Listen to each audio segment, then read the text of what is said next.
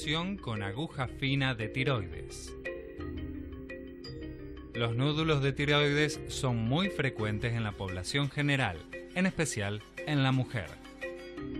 El cáncer de tiroideo es raro, solo en un 5% de la totalidad de los nódulos.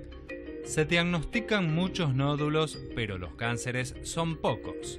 La ecografía detecta los nódulos que por sus características tienen mayores probabilidades de ser malignos. Luego, en consultorio, se pueden estudiar las células extraídas del nódulo tiroideo sospechoso y a partir de ahí, seleccionar los pacientes que deberán operarse. Existe una clasificación de los nódulos de riesgo que permiten establecer los pasos a seguir posteriormente, y hoy lo trataremos en Televida con Salud. Y estoy con la doctora Estela Batallés, médica especialista en diagnóstico por imágenes y medicina nuclear de la unidad de tiroides del Grupo Oroño. ¿Qué tal? Bienvenida. Buenas tardes, gracias. Recién llegada del congreso que se realizó entre los días 20 y 24 de noviembre, el Congreso Internacional de la Sociedad Mexicana de Nutrición y Endocrinología en la ciudad de Veracruz. Correcto, exactamente. Donde se hablaron de cosas muy interesantes que vamos a traer hoy aquí a nuestra mesa. Por supuesto, sí. Con respecto a este tema de la clasificación, ¿no? Tenemos algunas imágenes incluso de este evento. Del Congreso, sí. Fue muy interesante, se realizó un taller, porque una de las preocupaciones de hoy en día, desde hace tiempo en realidad, es, debido a la gran cantidad de nódulos y a la variabilidad de nódulos que encontramos en las ecografías, tratar de definir cuáles de ellos son los peligrosos, los sospechosos de ser malignos. Como bien dijimos en el informe previo, el 5% solamente son los nódulos malignos que se encuentran en las ecografías, pero bueno, es importante detectarlos y, por ende, hacer una punción con aguja fina en ellos y los que sean positivos, operarlos.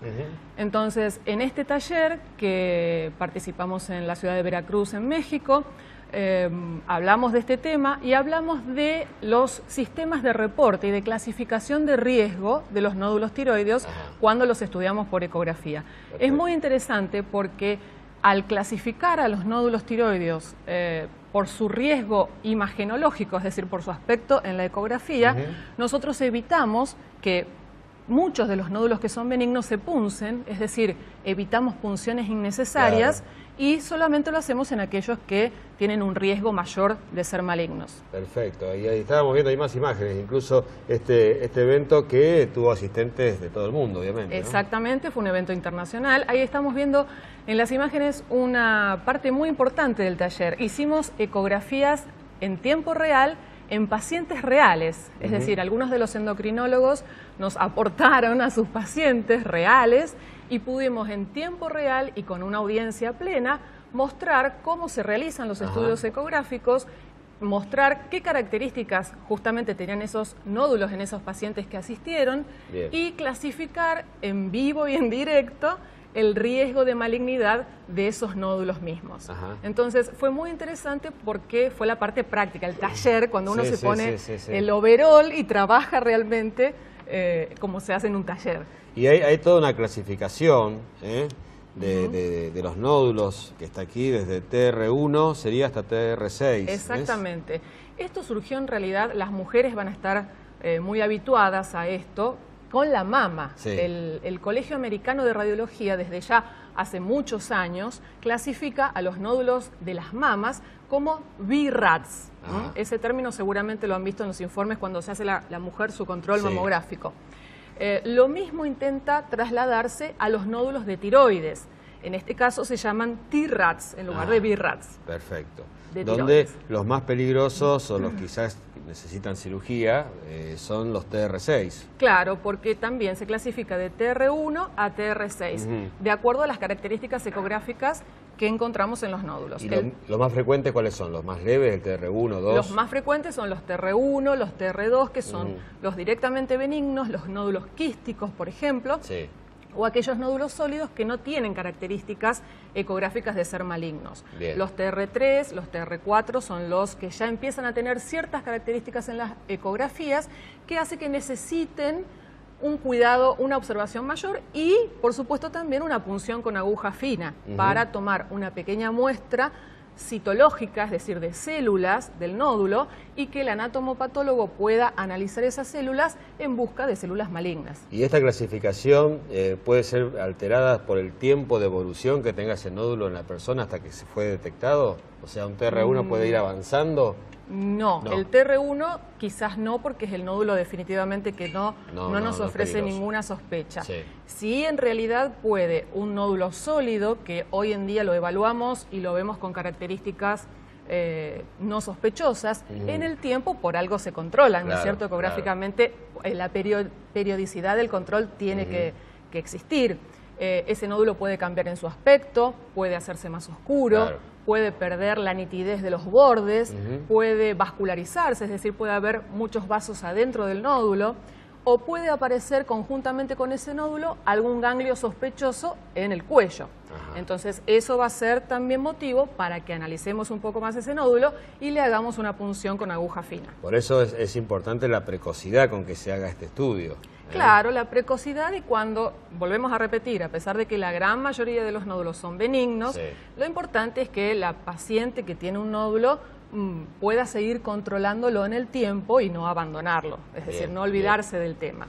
El objetivo, como siempre, es brindar tranquilidad a la gente. Exacto. Que sepan que la menor cantidad de los casos, 5%, lo que dijimos, 5%. Es maligno. Exactamente. Pero también es importante saber cuándo hacer un examen. Podríamos volver a repetirlo esto. Ahí existen autoexámenes que se puede hacer la misma paciente frente al espejo, tomar un trago de agua y observar cómo asciende la nuez de Adán, la que se llama nuez de Adán.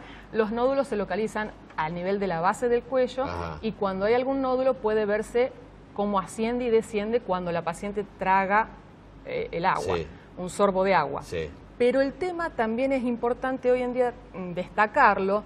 Esto ocurría mucho antes, cuando el nódulo se manifestaba ya en el cuello de la paciente.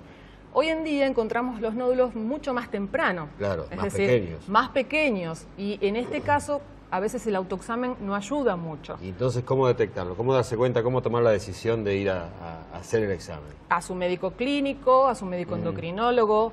A veces estos nódulos aparecen de manera incidental en un análisis general, en un médico clínico, o cuando la mujer, generalmente las mujeres cuando ya va llegando el verano queremos perder algunos kilos y vamos al nutricionista o al endocrinólogo, y entonces dentro del examen general se indica una ecografía de tiroides y un laboratorio también de tiroides. Y cuando es visible, como vos decías, observando la nuez, ¿ya es peligroso el tamaño? Eso también está demostrado, que el tamaño no es un índice directo de malignidad del nódulo. Es decir, que por más que el nódulo sea grande, no necesariamente tiene que ser maligno.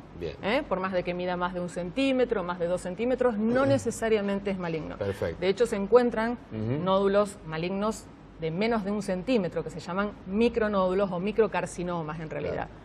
Bueno, bárbaro, Estela, vamos a dar el teléfono para que la gente pueda saber un poco más de esto. Es de unidad del grupo tiroides del Grupo Oroño, ¿verdad? Exactamente, la unidad de tiroides del Grupo Oroño. 420, 30, 50 o 90. Exactamente. Fácil, 420, 30, 50 o 90.